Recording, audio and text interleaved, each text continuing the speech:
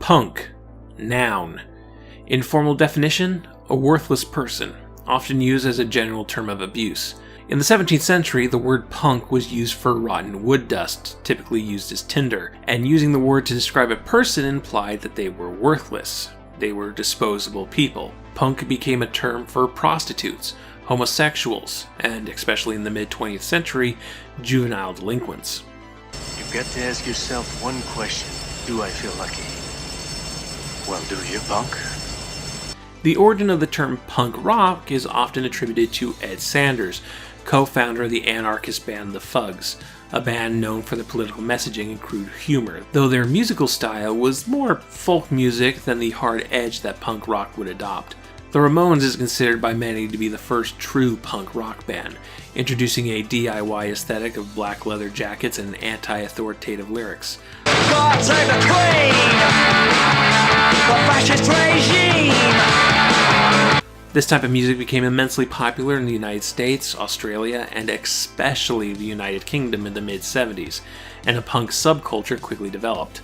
While the subculture encompassed people of all sorts of political ideologies, including straight-up neo-Nazis, punk became mostly associated with anarchist and nihilistic philosophies that thumbed their nose at authority.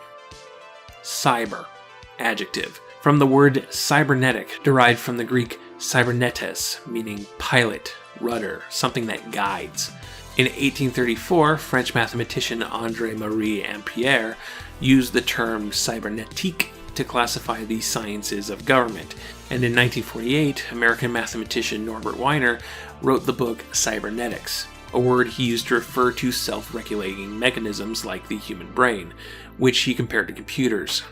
This correlation between the brain and the computer led some to theorize on increasing computer complexity being able to emulate human awareness and artificial intelligence. Cyber, in turn, became associated with computer technologies, which began to rapidly develop over the next handful of decades. Academic Alice Marie Hilton coined the term cyberculture in 1963. Cyberculture is that way of life made possible when an entire process of production is carried out by systems of machines monitored and controlled by one computer. Cyberpunk. Noun. A subgenre of science fiction, developed first in the science fiction new wave of the 60s with authors like Philip K. Dick, J.G. Ballard, and Harlan Ellison, who took the counterculture attitudes of the time and examined artificial intelligence and cyberculture through that lens. In the early 80s, William Gibson became interested in the intersection between low-life and high-tech, and through works like the short story Johnny Mnemonic and the novel Neuromancer, Gibson defined many of the genre's tropes and iconography.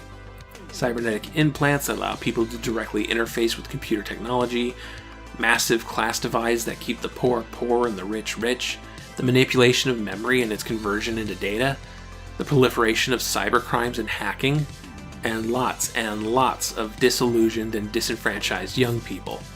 As cyberpunk became popular, the actual politics at the core of the genre became less important, and as such, the punk suffix began to be applied to works with a strong visual aesthetic, but little in terms of anti-authoritative punk politics, steampunk being the most well-known variant. Through repetition, words become diluted and lose their original meanings, so it's nice to have a cold refresher on the original meanings of these words. Case in point, I just watched one of the most pure cyberpunk works I've experienced in a long time, the 2008 film Sleep Dealer. But you might not guess it at first glance. A US-Mexico co-production, the film doesn't go for the black leather punk aesthetic. It's very clearly using the iconography of the modern Mexican lower class. And while there are cybernetic technologies like nodes implanted under your skin so that you can jack into the system, these elements of the film are small and subdued, to the point where the production doesn't always put on the prosthetics for a shot. Now, part of the reason for these creative decisions is budget. IMDb lists a $2.5 million budget, which would be decent for a character-driven drama, but for dystopian science fiction, you're gonna have to cut a lot of corners. Yeah, the CGI here is not great. And yet, in terms of the characters, the writings, and the themes, Sleep Dealer exemplifies the cyberpunk genre in a way that works more obsessed with the aesthetics do not. This is the story of Mimo, a young man living on his family farm in Mexico. In this unspecified future date, major water sources are dammed and controlled by militarized, private, presumably American corporations, who charge the farmers exploitative fees to access the water. Mimo is that wanderlust. He wants to leave the farm and move to one of the big cities. He's an aspiring hacker and builds an antennae to tap into the city communications, mostly just so that he can live vicariously through its citizens. However, this gets the attention of the company, who assumes the antennae is a terrorist installation, so they send in a drone to destroy the farm and kill Mimo's father.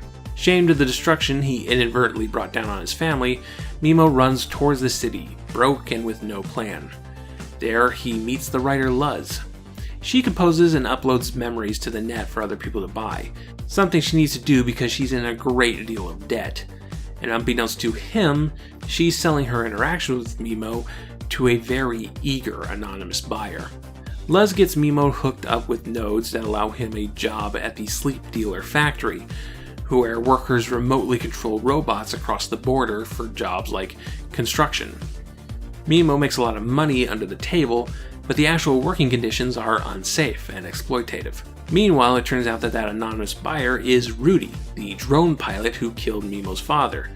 He's feeling remorse for his actions after discovering the farm is not, in fact, a terrorist cell, and is having second thoughts about his military role. So he seeks Mimo in some helpless attempt of redemption.